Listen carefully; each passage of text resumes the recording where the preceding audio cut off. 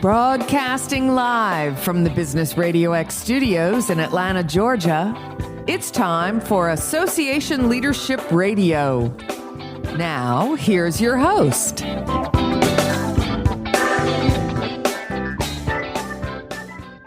Lee Cantor here, another episode of Association Leadership Radio, and this is going to be a good one.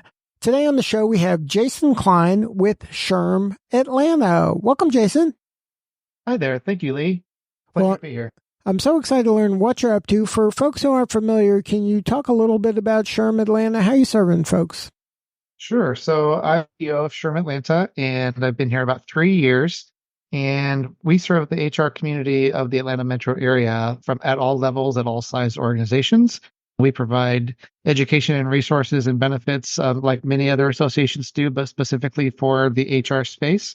But we've also realized, especially coming from my background in association management, that there are folks out there that do HR functions every single day, but they don't call themselves an HR person. So they could be small business owners, they could be association leaders like myself that do the day out HR work. But again, they're not HR professionals and they need the same resources and information that we provide. Now, you mentioned a background that has been in this kind of nonprofit association space historically.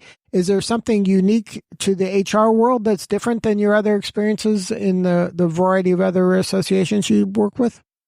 There is. I mean, the industry itself obviously is different than the associations I've worked for. It's my fifth one that I've worked at, but they all face the same challenges. They all have the same types of issues. They're all working to make themselves and their organizations better.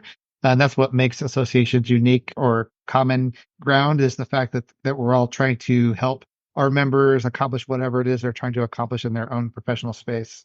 Now, are you seeing any concern or interest in AI, and how are you dealing with kind of some of the rapidly evolving technology changes that are occurring in the marketplace? Yeah, that's certainly a hot topic in the HR space, especially as it comes down to confidentiality. I think a lot of folks want to use it to free up some of their time in their day. They might be writing policies or might be putting together presentations or things like that. But they also deal with sensitive information. And as you know, once you put something out in the world of AI, it becomes something that could be grabbed from other entities in that space. So we certainly have many conversations about what a good use of AI is in the HR world and what isn't. And especially as you deal with sensitive employee information and company information data.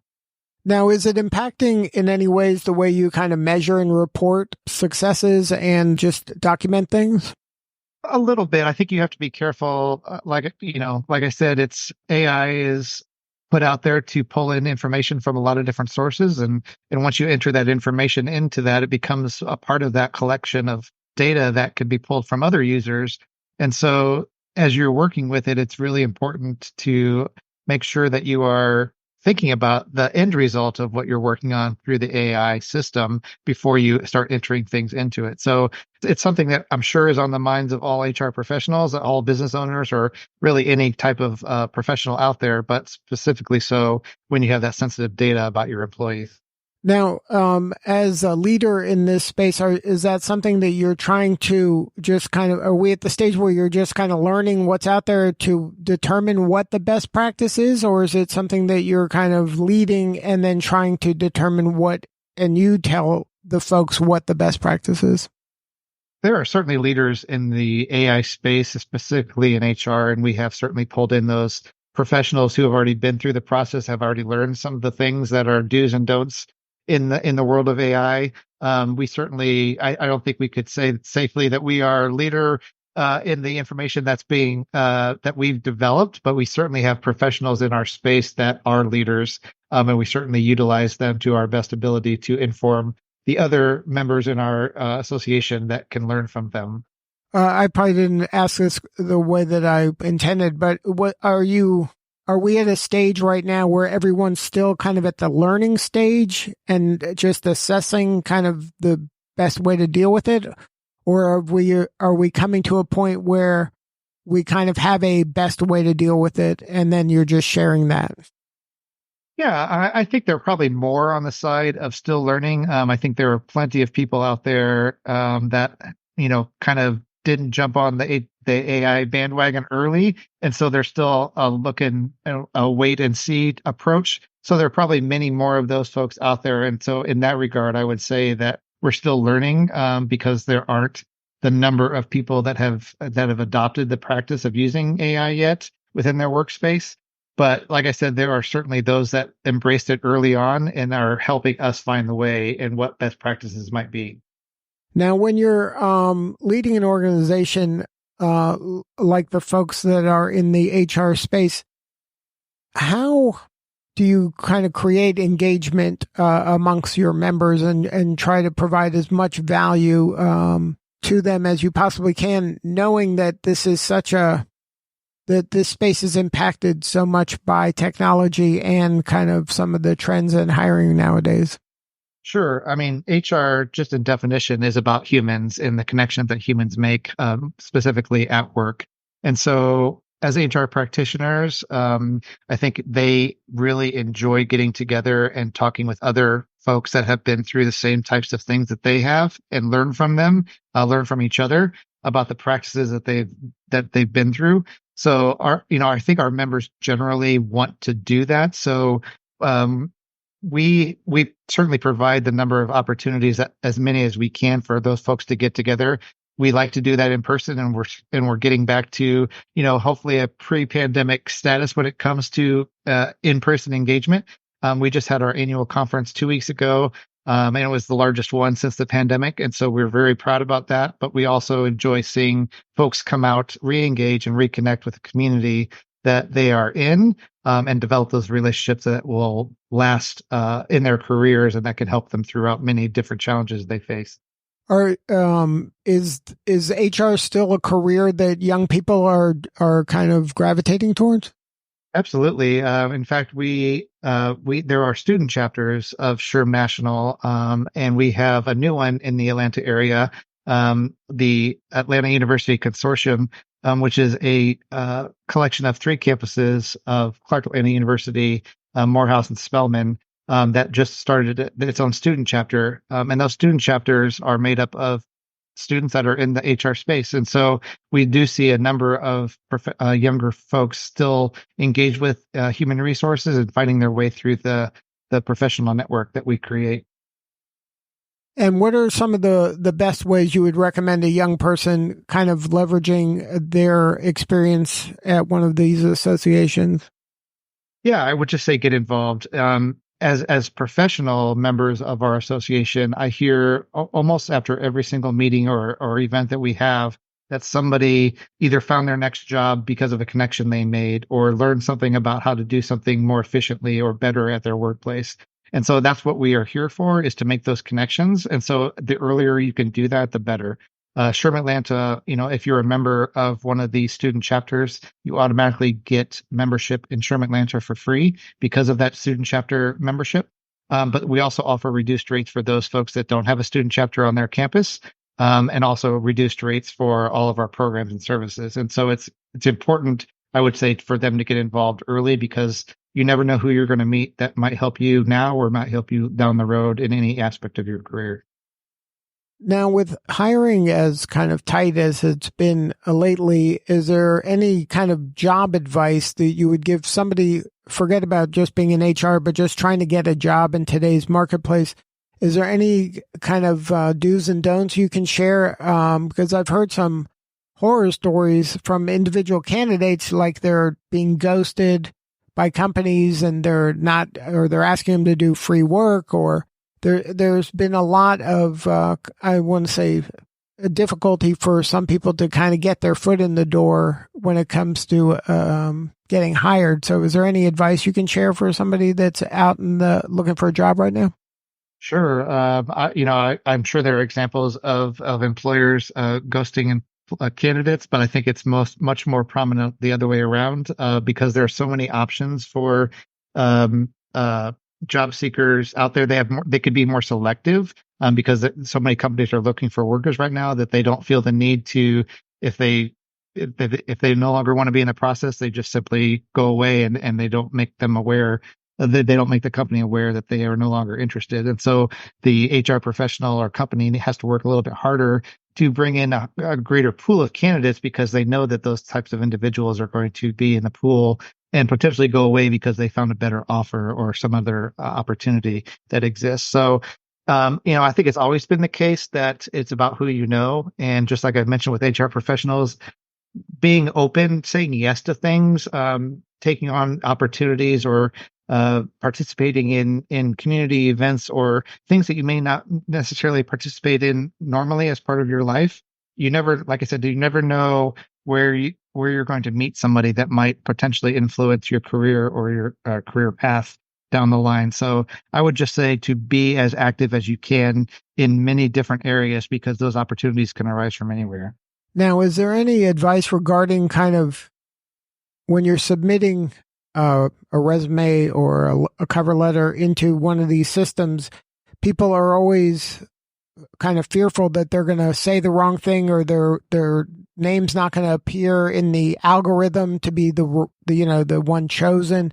Is there any secrets to that, or is that a myth of this kind of magic algorithm that's picking and choosing? That's one of the functions of HR you mentioned earlier. It's largely based on technology and how HR or companies use technology in their workplace, and that's certainly one function that helps reduce time.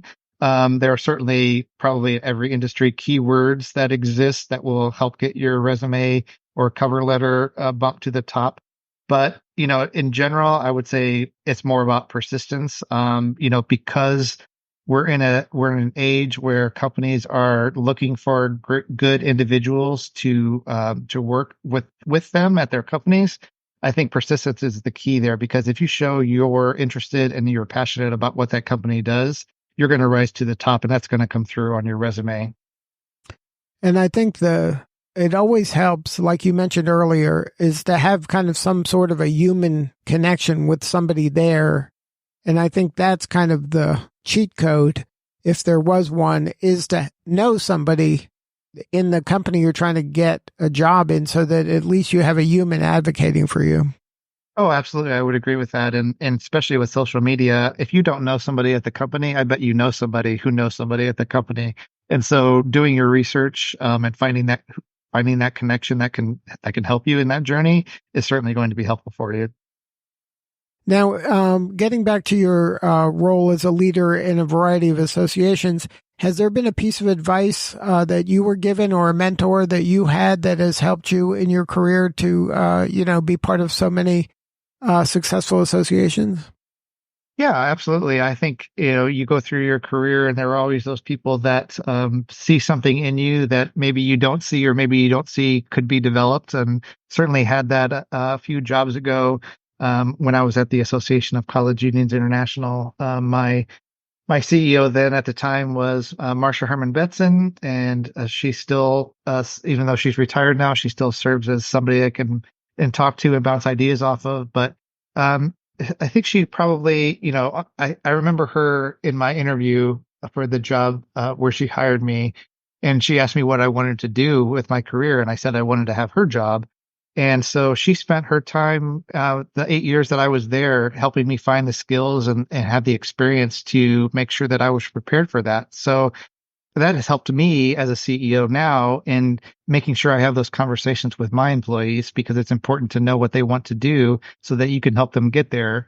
No employee is going to stay with you forever. It's very unlikely these days that people stay with the same company for a long period of time. So helping them develop that into their next role, into their next opportunity is not only going to help them, but it's going to help you as well, because you're going to get the best out of them throughout their career, throughout their time with you at your organization. Now, is there anything about just being in the association industry like you have been? You also are, work with the Georgia Society of Association Executives. Are you seeing the industry as a whole kind of grow? Is this an area that you're kind of bullish in? Is the association work happening here in Georgia and across the country? Oh, absolutely. I would say so. I mean, I think when I fell into association management by accident, and that's probably true for many of my colleagues, especially those around my same age, because there weren't college programs around association management. Mostly was in public sector work or something related to charitable organizations. But nonprofit organizations that are more membership based, or they're focused on providing education and resources to an industry or a profession. It's not something that you grew up wanting to do because you were probably unaware that it even existed. And I'm sure you've heard the saying, there's an association for everything, and that is 100% true. You can find any hobby or any profession or any group gathering of people, and there's probably an association that represents them. So I think the opportunities to work in the association space are vast, and you can really find a passion not only in association management, but if you're passionate about a thing or an idea or a topic, you can probably find an association that is built around helping that group of people.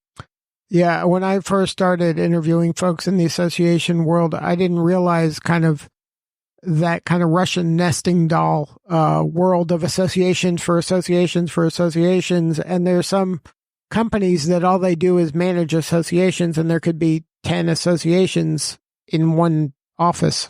Absolutely. Yes. As a matter of fact, I used to work at an organization that managed multiple associations. So you get the scalability that comes with the opportunity to do things like that, but you also have the opportunity to learn from each other, because each organization, like I mentioned at the beginning of the program, each association is there for a similar reason, but they serve a different industry. And so there's definitely ways to share information and resources.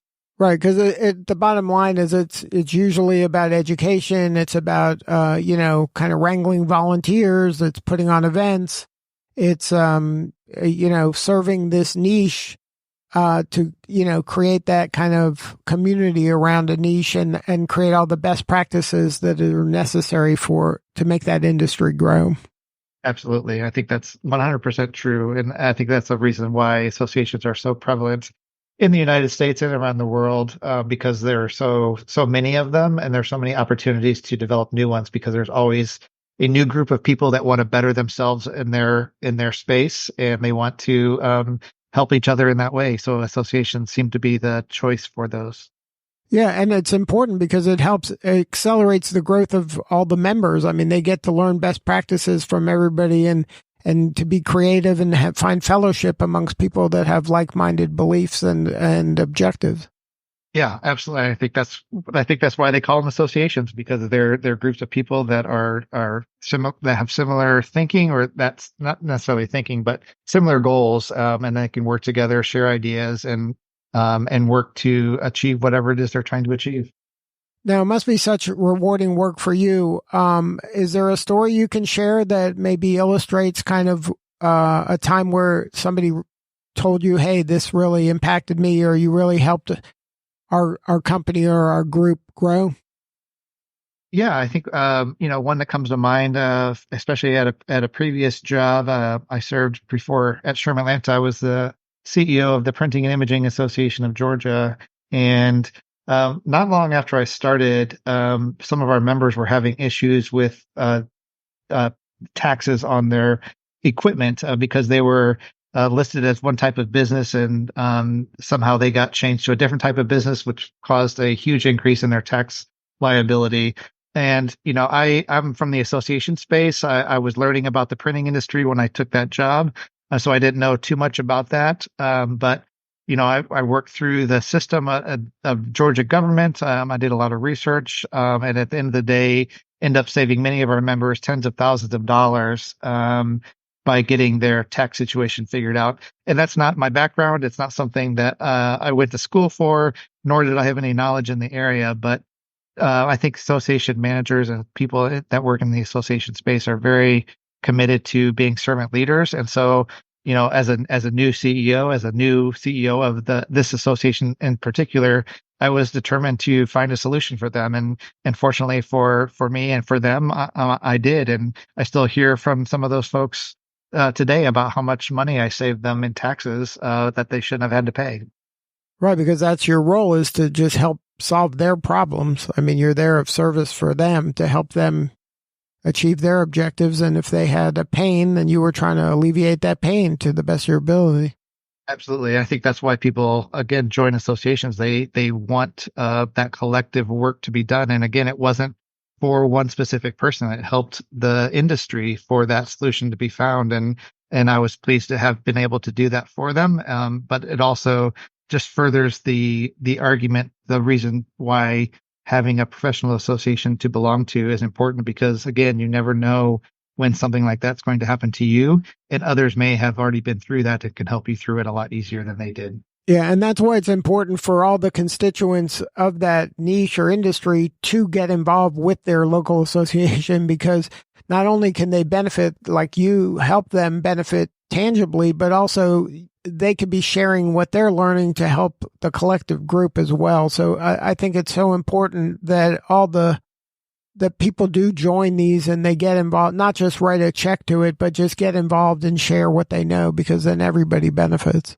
Yeah, definitely. I always say to folks that are thinking about joining, it's not just about us providing them information. It's about the information the collective organization gets from each new member. And, with each new member, the knowledge of the organization just grows exponentially.